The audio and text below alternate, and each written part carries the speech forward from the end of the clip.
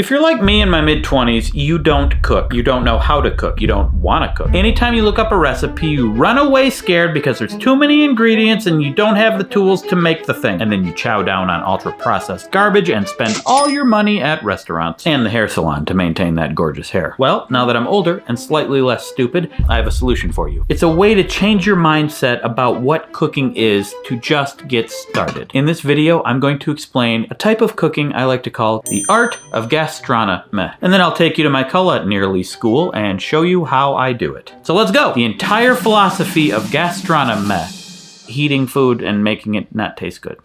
Not taste bad. An extremely low bar to just getting yourself to cook. Basically no recipes, very few tools, very few ingredients, so that even an idiot like me can do it. Because often when I get hungry and I'm like, I should cook something tonight, and then I look up a recipe, it's like a bunch of ingredients I don't have, it's gonna take a long time, and the goal is to make something more fancy than I really want, and then I see that and I'm like, nah, I'll just get sushi. Chinese food, Thai, pizza, whatever. And so if you're as clueless as I was, that begs the question, how the f do I heat up the food and not make it taste like shirt? Here's the shortest version of how you do it. Oil, salt, heat. That's it. But how much? How long? Heat from where? Doesn't matter. Experiment with it. But I will tell you specifically how I do it later. And I know all of this sounds like the Salt, Fat, Acid, Heat book and series, which are great, but this is far simpler and far stupider. We're not talking about some Michelin star restaurant here. We're just talking about filling your stupid belly with some good food instead of some stupid ultra-processed food or expensive great food. We don't always deserve expensive great food. And we're just talking about getting started, understanding the absolute basics, and then expanding from there. Don't expect to get a James Beard Award right away, because then you won't try.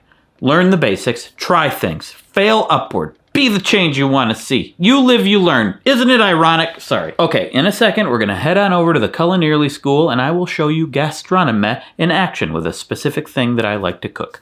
But first, even though it's tiring to cook, it's not tiring enough for me to get a good night's sleep, which is why it's now time for me to go into my bedroom and thank the sponsor of this video, Beam. It helps me sleep so well, it changes the color of my shirt. Beam's Dream is a drink blend filled with the highest quality sleep-promoting ingredients. Basically hot cocoa that helps you sleep. Your eyes were a little blurry there, buddy. Do you need a little more sleep? Follow me. As many of you know, I'm literally the best at everything, except for sleep. Observe. I can't do it. See? It's because I haven't had my Beam Dream yet. When I get more sleep, everything is so much better. I think more clearly. I can defeat a Lionel in Zelda Tears of the Kingdom way quicker and break less weapons. I don't fly off the handle at the drop of a hat. Observe. Hey, dude, where's your hat? Ah, dropped it. I'm flying off the handle! Beam Dream helps with all of this. I hang out with way more hat droppers now. Seriously, I drink it every night. Not only does it help me fall asleep and stay asleep, but it makes me want to go to sleep at a decent hour instead of staying up super late when the werewolves come out. Oh god, they came out early today. And it's delicious, and it comes in many flavors. My favorite is the chocolate peanut butter flavor. My taste buds love it, don't you, buds? Oh, that chocolate peanut butter really powders my dreams, Craig. You know it does, buds. And you can get it with or without CBD. I do it without, but you can do what you want. Just let me be CB me. And I'm no expert, but you know who is? Scientists, and they did a clinical study in which 93% of people reported more restful sleep and they woke up feeling more refreshed. So meh. How do they do it? Well, it's a secret recipe that you can only find out if you look at the friggin' front of the bag. All the ingredients are right there. Apigenin, reishi, magnesium, L-theanine, and melatonin, all gamala going in my mouth and being absorbed in my body like radioactive spider venom for Spider-Man, but for sleep. Man, that would be a much more boring superhero. But extra sleep makes me feel like a hero. So click the link below or scan the QR code and use code Wheezy for up to 35% off. Thank you, Beam, for the wonderful sleep. To the kitchen! Okay, so far, I've talked a lot of shirt, but now it's time to put my shirt where my mouth is. And by the way, all of these things I learned from my wife. She brings meaning to my life. She's my inspiration. Okay, Culinearly School. How to make a meal that's super simple and fine. It tastes pretty good. It's fine. It's good enough. What you need. Couple of veggie things. Oh no, this is gonna make a big mess. Proteiny thing. Stuff to cook it in. A thing to heat the stuff you cook it in. And a knife. Careful. Stabby. And flavor stuff. For the extra gourmet version, more flavor stuff. Step 1, Heat up the thing that you're putting the stuff in to heat the stuff. Some say heat the pan up with it first, but it doesn't matter. Don't complicate it. Veggies are going to be edible no matter whether you heat them or not. You're not gonna die. If you're not gonna die, it doesn't matter. What temperature do you put it at? I don't know, Google it. I'm gonna put it at 420, blaze it, but find your own temperature. Fail the first time, you'll get there. Chef Gordon Ramsay's not here, so who cares? Step 2, wash the veggies so you don't eat the chemicals that they put on veggies. Even if they taste good, you get a plate to put the wet veggies on. I don't like a wet veggie on the counter. Now you can use a brush. Should you? I don't know, I'm not a veggie scientist. These are the cleanest sweet potatoes I've ever seen. Trick to washing broccoli is just put it under the water and just, I don't know. Forgot a cutting board. Cutting board's not necessary. You can cut it right on the counter if you don't care about your counter. It's good to keep your knife sharp, but I don't care. And there are awesome techniques to learn about cutting veggies that I don't know, but you're gonna tell me I'm doing it wrong, as you always do when you see me cut things on the internet. I don't care. The point is to get these things cut to bite-sized pieces, put them on a pan. Do it however you can. Learn techniques along the way or don't. You're just getting started here. Now, I did see on the internet that you can use the stem of the broccoli. Just cut off the outer bits. One thing I've learned in my travels, the outer bits of veggies, gross. Gazelles or something probably peed on them, you know? Slap them on here. Chop this up. Cutting the broccoli. Cutting the broccoli. That was probably too much, but who cares? Cutting the broccoli. Trying to think of a word that rhymes with broccoli, but I can't, because I'm not good at singing songs. Listen, if you're judging my knife skills, you do not need to be watching this video.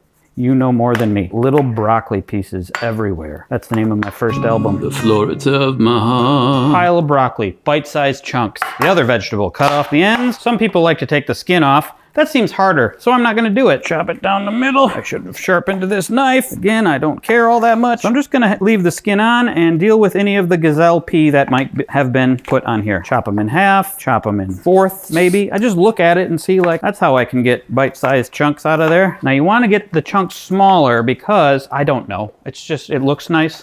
This one was on the floor. 5-second rule. Cut off the ends. Because the ends are dirty bits. They look like little dirty nipples. Nobody wants to eat a dirty nipple. So I'm washing my hands, because I'm gonna mix with my hands. You put oil on. Now the trick to the right amount of oil is, I think you know what I'm gonna say. I don't know! Put a bunch on, make sure it's coating all of it. Salt, just put a bunch on. If you're eating it later and it's not enough, put more on. If it's too much, get in your time machine, go back in time, don't put on as much. Simple. This is only for the gourmet version. Garlic powder. Garlic powder. Pepper. Just on the broccoli. Because one time I put it on the sweet potato and China said she didn't want that. So that's why I'm not doing that. You mix it around. Get the oil all over there. Some will say this is too much oil. Some say they put more on. It's because we're all morons. We just make it up as we go. You learn from experience and become less of a moron. And then I'm gonna pop these in the oven. How long do you cook it so you don't die? Oh, that's right. It's just vegetables. I mean it raw. I'm crazy. This one for 20 minutes, this one for 30 minutes, because that's what Google said. And don't think we're off the hook yet. Protein stuff. First things first, we gotta heat the liquid flavor stuff on a pan. Low to medium heat. Probably. I'm gonna use a fork, because I don't want goopy dead animal on my hands. Chicken cutlets, they're kind of thinly sliced. So I Googled how long to put thinly sliced chicken cutlets on there. 5 minutes per side. But first, salt, pepper, garlic, and now we're gonna take it to next level fancy, smoked paprika. Same thing on the other side. Whoop, whoop, whoop, whoop. I don't know what I'm doing here. Rubbed, we're gonna rub it. Oops. Sometimes your counter needs a little bit of paprika. I like to eat my chicken and then lick the counter. These guys on here. While we wait, we can clean up our terrible mess. Decided not to lick the counter this time. Just not that hungry. And it felt too counterintuitive. So this is the bit that's a little bit more complicated. 5 minutes per side. You gotta make sure that you cook it enough, not too much. Err on the side of too much, because you're less likely to get really sick. One way to check is to use a meat thermometer, but if you're just getting started, you don't have a meat thermometer, and you don't want to get one. So we're just gonna guess. A tool I forgot to mention, spatula. It's for flipping things. Been about 5 minutes. Flip, flip, flip. To pass the time, watch a WheezyWaiter video. I recommend Bad Parkour. Ooh, we got 1 minute left and the broccoli's done. Love when the broccoli's done. Giant spoon to move the broccoli around, see if it's any good. Now, some prefer to excruciatingly scorch their hands, but I'm gonna use an oven mitt, you know what I mean. Is it done? It was done before it started. I don't know, kinda softer. I think it's done enough for me. I like it. Could be doner, but I don't feel like cooking it longer. So I have no idea if this is too long, not long enough. It's a mystery. Accept the unknown. Search your feelings. Let it flow through you. Meat thermometer would be pretty good here, but whatever. Okay, it's done. It's done. If there's any redness in there, redness equals deadness, so then you gotta cook more. No, that actually looks pretty good. I think we did it. Yes, Mr. Frodo. It's over now. Might be slightly overcooked, but it's a good thing I'm someone who doesn't give a shit. How much time's left on the timer? 4 minutes and 50 seconds to go. What if it's done 5 minutes early? Let's see. It looks super done to me. Slap it on the plate. Look at that. That's a thing I made. It's not gonna win any awards, but it is going to taste like I did something. Sweet potato is great. It probably could have been in for 5 more minutes, but it's great. Broccoli's great. Tastes like broccoli that's slightly cooked. All of this is adequate and will fill my belly. And I know all the ingredients that went into it, except for, you know, the process of making the oil and the paprika and the garlic powder and the salt, and however they fed the animals and made the vegetables grow. But, you know, for the most part. And that was 3 lunches worth of food that I ate all at once. I got really sick. You shouldn't eat that much at once. Just kidding, I lied to you. It was 3 delightful lunches in 3 days. I did get sick though, that was unrelated. My daughter caught something and gave it to me. Kindergarten is a cesspool of viruses, bacteria, and feelings. But that was a super basic way to just cook food at home cheaply and easily. And get yourself started. You may try it and be like, this was kind of meh. Yeah, it's Gastronomeh. You can learn how to add to it and make it better. I hope this helped some of you get started. And to those of you who already know what you're doing, well, in Wheezy news, I've modified a perk on my Patreon. Monthly now, I'm going to do Jackbox Games Hangouts starting May 26th, noon central. It'll be fun to have a good crowd of people there. So support me on Patreon if you want to play some Jackbox games online for a little while. Thank you for watching. You are the strongest link. Goodbye. A dork. Oh, that chocolate peanut butter really powders my dreams, Craig. You know it does, buds.